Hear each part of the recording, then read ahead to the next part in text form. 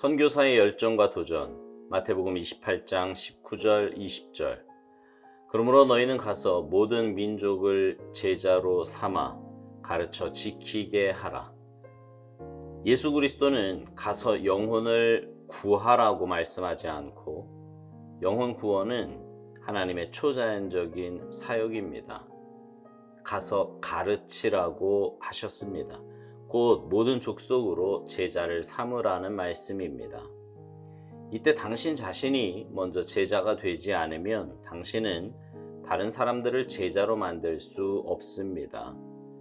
예수님의 제자들이 첫 번째 선교 사역을 마치고 돌아왔을 때 그들은 악령들이 그들에게 순복하는 것을 보고 기쁨으로 가득 찼습니다.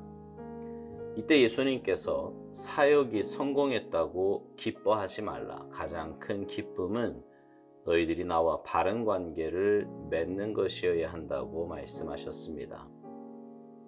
선교에서 가장 중요한 요소는 하나님의 부르심에 충성하는 것입니다.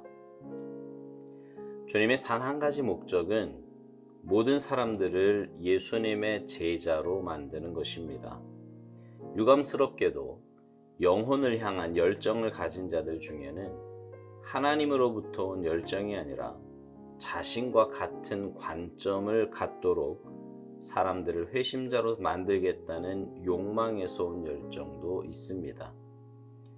선교사에게 가장 큰 도전은 사람이 구원받기 어렵다거나 신앙을 버리는 자들을 다시 돌아오게 하기가 어렵다거나 무관심과 냉담이 너무 깊다든지 하는 것이 아니라 자신이 예수 그리스도와의 인격적 관계를 끊임없이 유지하느냐 하는 것입니다.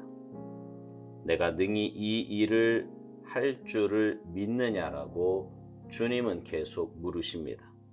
그리고 이 질문은 우리가 직면하는 모든 개인적 상황에 다 적용됩니다. 한 가지 위대한 도전은 나는 나의 부활하신 주님을 아는가 하는 것입니다. 주님의 내재하시는 성령의 능력을 아십니까?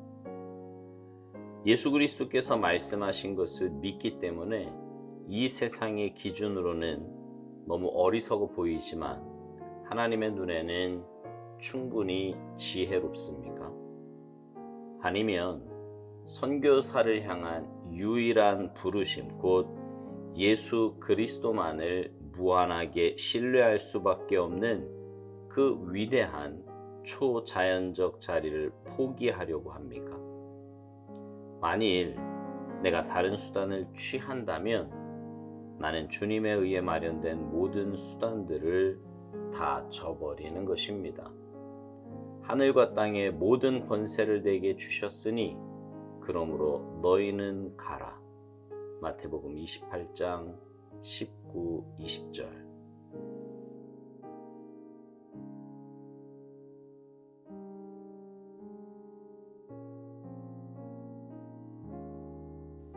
우리 교회는요, 셀이라고 하는 소그룹 모임이 있습니다.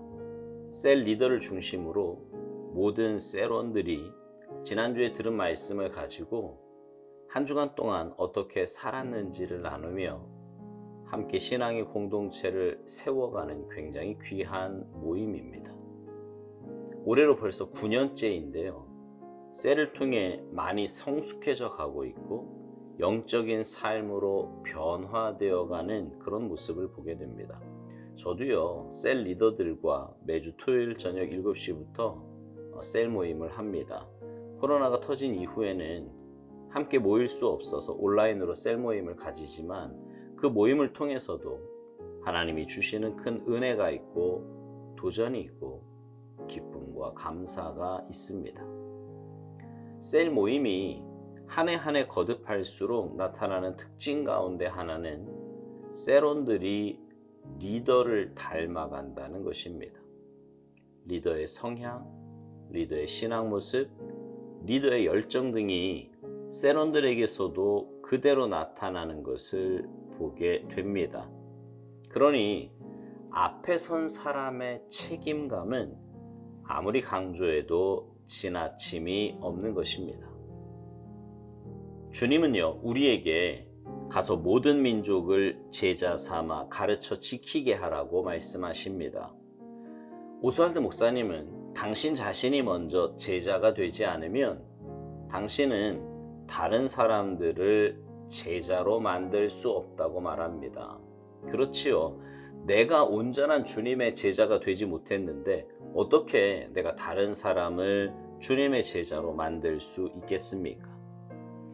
주님의 제자가 정말 주의해야 할 것이 하나 있는데 그것은 다른 사람을 주님의 제자로 만들어야지 내 제자로 만들어서는 안 된다는 것입니다. 실제로요, 교회에서 보면 뭔가 열심히 하는 것 같은데, 그리고 다른 사람과의 관계도 좋은 것 같은데 주님의 제자가 아닌 자기 말을 잘 듣는 자기 제자를 만드는 경우를 간혹 보게 됩니다.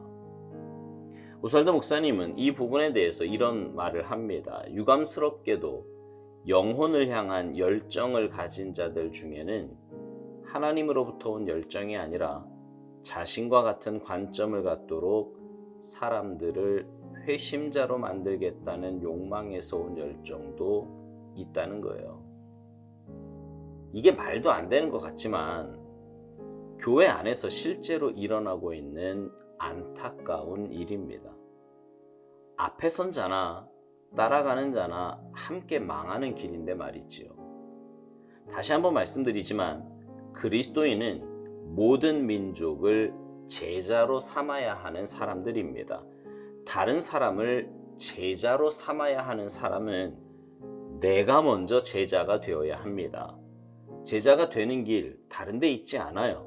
주님과의 인격적인 만남, 깊은 교제가 주님 닮은 제자가 되는 길입니다. 오스왈드 목사님이 이것에 대해서 이렇게 말을 합니다. 선교사에게 가장 큰 도전은 사람이 구원받기 어렵다거나 신앙을 버린 자들을 다시 돌아오게 하기가 어렵다거나 무관심과 냉담이 너무 깊다든지 하는 게 아니라 자신이 예수 그리스도와의 인격적 관계를 끊임없이 유지하느냐 하는 것이라고요. 그러니까 선교사에게 사역자에게 있어서 가장 중요한 것은 눈에 보이는 일이 아니라 주님과의 관계라는 말입니다. 주님과의 관계가 바로 되어야 주님을 닮아갈 수 있고 주님 닮은 참된 주님의 제자가 되어야 주님 닮은 제자를 양육할 수 있기 때문입니다. 여러분은 어떠십니까? 여러분은 1년에 몇 명의 제자를 양육하십니까? 만일 한 명도 하지 못한다면 그 원인이 무엇이라고 생각하십니까? 혹시 내가 주님과의 관계가 소홀하기 때문이 아닐까요? 바꿔 말하면 내가 주님 닮은 제자가 되지 못했기 때문에 제자 양육하는 일이 어려운 일이 아니냐라는 말입니다. 여러분 그거 아십니까? 우리가 주님 닮은 제자가 되면 내 힘으로가 아니라 주님 주신 능력으로 살아가게 됩니다.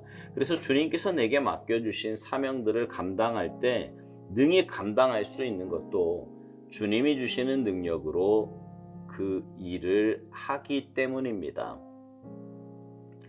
오스왈드 목사님이요, 우리에게 이런 질문으로 도전을 합니다. 주님의 내재하시는 성령의 능력을 아십니까? 예수 그리스도께서 말씀하신 것을 믿기 때문에 이 세상의 기준으로는 너무 어리석어 보이지만 하나님의 눈에는 충분히 지혜롭습니까? 아니면 선교사를 향한 유일한 부르심, 곧 예수 그리스도만을 무한하게 신뢰할 수밖에 없는 그 위대한 초자연적 자리를 포기하려고 합니까? 주님의 제자로 산다는 것은 주님과의 교제를 통해 주님 닮아가는 것이고요. 그런 삶은 인간적이고 세상적인 눈으로 볼 때는 아무것도 아닌 것 같지만 주님의 능력으로 살아가는 너무나 복되고 아름다운 삶입니다. 그리고 그렇게 산다면 당연히 우리의 삶에서 주님 기뻐하시는 아름다운 열매들, 다시 말해 주님 닮은 제자를 양육할 수 있는 은혜를 맛보게 되는 것입니다. 사랑하는 성도 여러분, 여러분은 무엇에 집중하며 사십니까? 눈에 보이는 일입니까? 아니면 주님과의 관계입니까? 나를 위한 삶입니까? 아니면 주님을 위한 삶입니까? 바라기는 여러분 모두의 삶이 주님과 온전한 교제를 통해 주님 닮아가는 참된 주님의 제자들이 모두 되시기를 바랍니다. 그래서 참된 주님의 제자로 주님 주시는 열정과 마음으로 영혼을 구원하여 제자 삼는 일에 귀하게 쓰임받는 아름답고 복된 삶이 모두 되시기를 주님의 이름으로 축복합니다. 아멘.